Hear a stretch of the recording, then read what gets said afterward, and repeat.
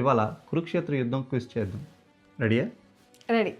దుర్యోధనుడు పుట్టినప్పుడు తనకు పెట్టిన అసలు పేరేమిటి? సుయోధనుడు. తర్వాత అతని దుర్బుద్ధి వల్ల దుర్యోధనుడిగా మారాడు. భీష్ముడి తండ్రి శంతనుడు అని మనందరికీ తెలుసు. అతని పెద్దనాన్న పేరేంటి? బాహ్లికుడు. బాహ్లిక దేశానికి రాజు. ఈ బాహ్లికుడు కురుక్షేత్ర యుద్ధంలో కౌరవుల తరపున పోరాడతాడు. 14వ రోజు యుద్ధంలో భీముడు గదతో కొట్టి చంపుతాడు. 18 రోజుల కురుక్షేత్ర యుద్ధంలో భీష్ముడు కౌరవులకి ఎన్ని రోజులు సైన్యాధ్యక్షుడిగా ఉన్నారు? 10 రోజులు. తర్వాత ద్రోణాచార్యుడు సైన్యాధ్యక్షుడిగా మారాడు. 18వ రోజు యుద్ధం ముగిసిన తర్వాత అర్జునుడు రథం దిగగానే ఆ రథం పేలి బూడిదైపోయింది. ఎందుకు? 18 రోజులు ఈ కౌరవ సైన్యం నుంచి వచ్చిన దివ్యాస్త్రాల వేడినన్నింటినీ హనుమంతుడు మరియు శ్రీకృష్ణుడు అర్జునుడి యొక్క రథం మీదే అణిచిపెట్టేసి ఉంచుతారు. 18వ రోజు యుద్ధం ముగియగానే కృష్ణుడు అర్జునుడిని రథం దిగిపోమని కోరతాడు. అర్జునుడు రథం దిగగానే కృష్ణుడు మరియు హనుమంతుడు కూడా ఆ రథం నుంచి వెళ్ళిపోతారు. అప్పుడు వెంటనే ఆ రథం ఆ వేడిని తట్టుకోలేక పేలిపోయి బూడిదైపోతుంది. కురుక్షేత్రం 14వ రోజు యుద్ధంలో ద్రౌపది అర్జునుడి పుత్రుడైన శృతకర్మపై ద్రోణాచార్యుడి యుద్ధానికి వచ్చి ఒక పదునైన అస్త్రాన్ని సంధిస్తాడు.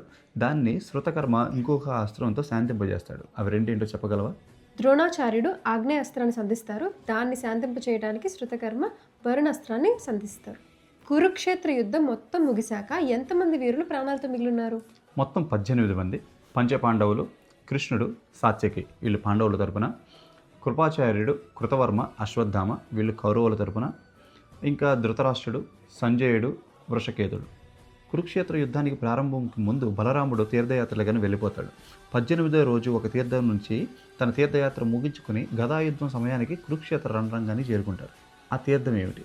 ప్రభాస తీర్థం సరస్వతి నది ఒడ్డున ఉంటుంది. పరశురాముడు కర్ణుడి ఒడిలో నిద్రిస్తున్నప్పుడు ఒక కీటకం వచ్చి కర్ణుని కుడుతుంది. ఆ కీటకం పేరేంటి?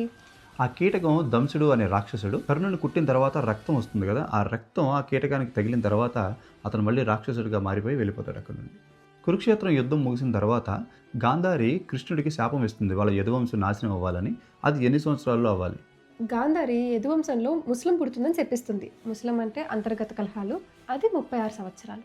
అర్జునుడు ధరించిన గాంధీవం బ్రహ్మ సృష్టించినది. అది బ్రహ్మ తర్వాత ముందుగా ఎవరి దగ్గరికి వెళ్ళింది? మీకు దానికి ఆన్సర్ తెలిస్తే కామెంట్స్లో చెప్పండి. హరే కృష్ణ, రాధే రాధే.